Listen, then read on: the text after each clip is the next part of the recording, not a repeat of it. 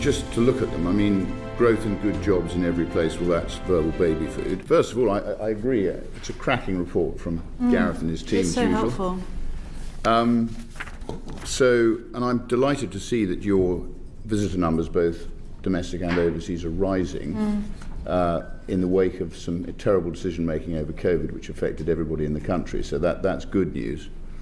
I should disclose that my brother is responsible through his Madrid company in making the Diplodocus that sits outside the Natural History Museum, a business called Factomate. Yeah. So he did that using digital technology. The focus of my questions is on the set of new priorities which you introduced in July 24, which were growth and good jobs in every place, richer lives with choices and opportunities for all, a more socially cohesive country with an inclusive national story. So I was interested, who did that come from the DCMS or did that come from the Minister? Yeah, from the Secretary of State. It came from the Secretary of State. Yeah. Because as it says here, in January 26, given that you hand out 484 million to these 15 institutions, or you did in 24/5, I think I'm right in saying January 26, unless you tell me differently, you hadn't clarified how you intend to assess whether the museums and galleries are delivering against those three priorities. So has that been clarified yet?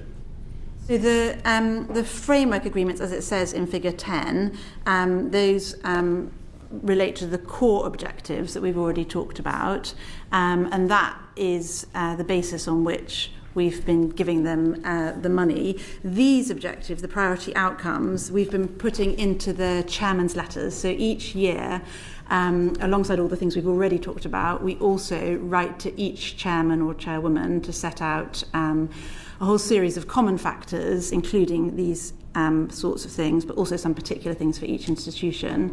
And so we have been telling them about that, and then we are doing our own work across the whole of DCMS on how we're going to measure these priority outcomes, because as you can see, they're quite general.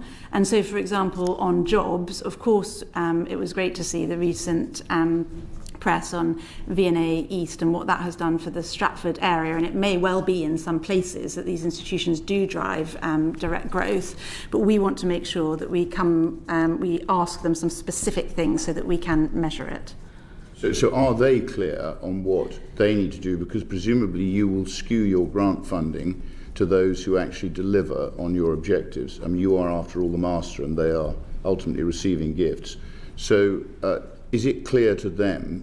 From your answer, I'm not sure it is entirely clear to them. They know about these priorities, but we haven't said to them, therefore you need to do this number of jobs over this time period, or this is the definition of social cohesion. So that we're going to come back to all of our arm's length bodies, and it's part of the wider work DCMS is doing on its outcome delivery. Just to look at them, growth and good jobs in every place, well, that's verbal baby food. Richer lives with choices and opportunities for all. What does that mean? Does that mean you're going to hire people on merit or through ability? I'm not clear. I'm of adequate intelligence. I'm not very clever, but that's not entirely clear to me, so I don't see how it would be clear to them. And then you look at a more socially cohesive country with an inclusive national story. Now, our history is our history. Geology is geology. So how does somebody like the Natural History Museum, for instance, change itself to deliver on an inclusive national story?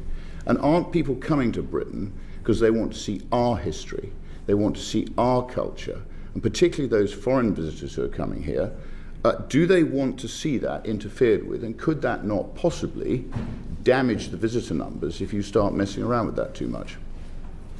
There's quite a lot in that. Is it okay if I just break down some of the things? Well, I couldn't help asking because I think it's quite important. I know, understood, of course. So at this point, in their framework agreements, they are delivering against their objectives of caring for the collection and ensuring those collections are accessible on a free basis, because that's the policy decision. We also measure these specific KPIs that are set out in Figure 11 that have been in place for a long time, and we're updating those as we've discussed, and we will publish those once updated later on this year.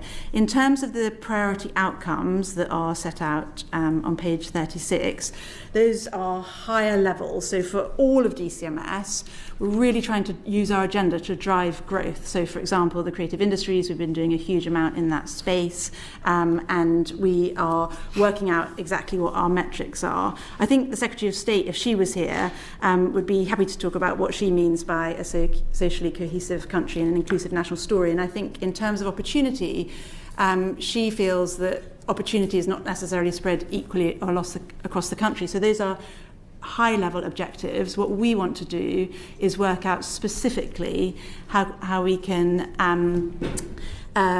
allocate them in the museums and galleries context. And that is what we haven't done yet, which is why we're setting them out at a high level in these chairs' letters at present. Well, I think that's quite important, because it might be her intention, but unless they understand how to deliver against that intention, I mean, it's all very well to have intentions. You're asking museums and galleries to try and deliver against a ministerial wish list, and it's not clear how you're going to judge them. And until you're clear on how you're going to judge them, I'm not sure how you're going to judge against these, what I personally find very difficult to understand priorities. I think there are many more priorities that I would put at the top of the list, but I'm not the minister. However, if you're going to put them there, you've got to tell people how they can deliver what she wants. Yeah, I think at this stage, we've told them what they are, and they are aware of them, and so, you know, I think they may well be doing things that contribute. What we haven't done is said these are the specific metrics. So obviously, once we have those, you know, those will be clear, but they are not at this stage. But what is an inclusive national story? I don't think it's... How do you create an inclusive national story? History is history, isn't it? Well, I don't think probably I'm going to solve it right now. What I'm saying to you is they have their clear outcomes, and then on this area, we're doing further work. I would be careful not to damage a model which, as you said earlier, is very successful. We just move on, just maybe pick up one point there, finally, which I think is an important one about sharing success across the country in these arrangements. Looking at the map here, there are certain parts of the country that haven't got any museums and art galleries that you fund. But we've still got museums and art galleries in Sheffield in my case, but other cities and parts of the country, which occasionally you offer grant aid funding for. Yeah. So how do you balance up the funding of these museums with the many other museums if you're actually going to get a better spread and more even spread across the country? Yes, I know Polly wants to come in on that, so I'm going to hand over to her. So I think there's a number of things to say. I think firstly, the map you refer to is the sites from our 15 national museum and galleries, and as you say, there are 43 sites in total, 22 are in London, the other 21 across the country. But I think there are overall 2,500 museums and galleries in England, of which 1,500 have ACE accreditation, and those are obviously much more widely spread.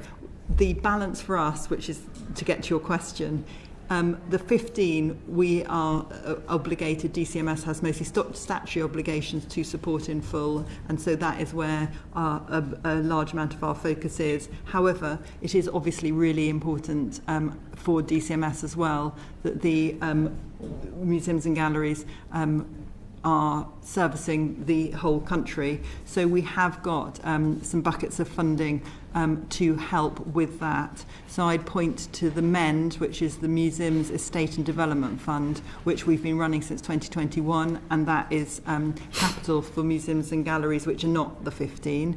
There's the Museum Renewal Fund, which is because of particular problems some of the museums have had recently. That was 25-26 fund. We've got a museum transformation fund. Again, these are not for the 15, these are for more widely spread museums and galleries.